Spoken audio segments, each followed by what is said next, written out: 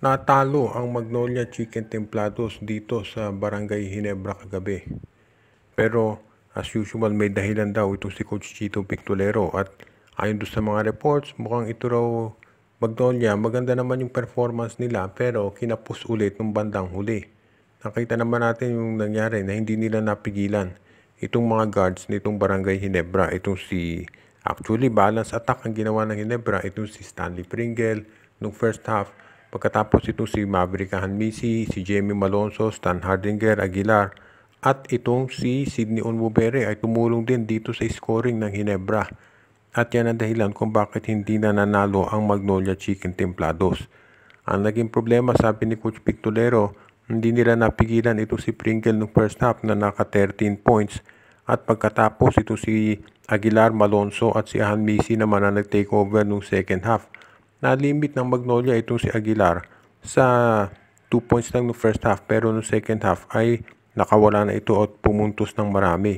At dahil dito nahirapan na itong itong Magnolia Chicken Templados at hindi na nakahabol. Overall maganda naman pinakita ng iba nilang players katulad ni Trata na naka 10 points pero ito si Calvin Abueva nag-struggle doon sa game. At yan ang dahilan kung ba't natalo ang Magnolia. Pero sinabi ni Coach Pictolero na sa susunod na game naman ng Magnolia ay gagawa sila ng paraan para bumawi.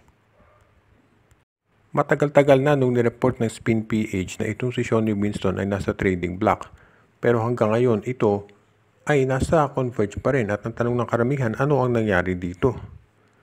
Well, sa tingin natin mukhang wala pang takers na tinatawag para dito kay Shawnee Winston. Hindi naman sa walang may interest. Alam natin ang daming mga teams ang gustong makakuha dito kay Shawnee Winston. Ang problema nga na siguro, baka masyadong mataas yung asking price na hinihiling ng Converge Fiber Xers at yan ang dahilan kung bakit ito ay nananatili pa doon sa kanilang lineup. Siyempre, yung ibang teams din siguro ayaw munang baguhin yung kanilang chemistry lalo na kung maganda ang nagiging resulta. Alam ko, of course, ang SMC interesado kay Winston pero pati MVP Group.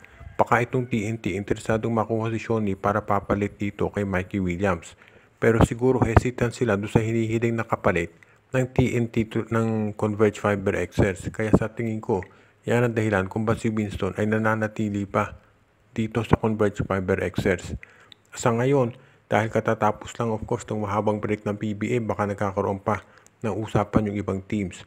Pero sa tingin ko eventually itong si Winston matitrade din yan bago matapos ang konferensya na ito. Wala namang naniniwala na ang Converge makakahabol pa sa playoffs. Kaya sa tingin ko itong si Winston ay ititrade na nila para matuloy na yung ginagawang rebuilding process nitong si Coach Aldin Ayos sa lineup.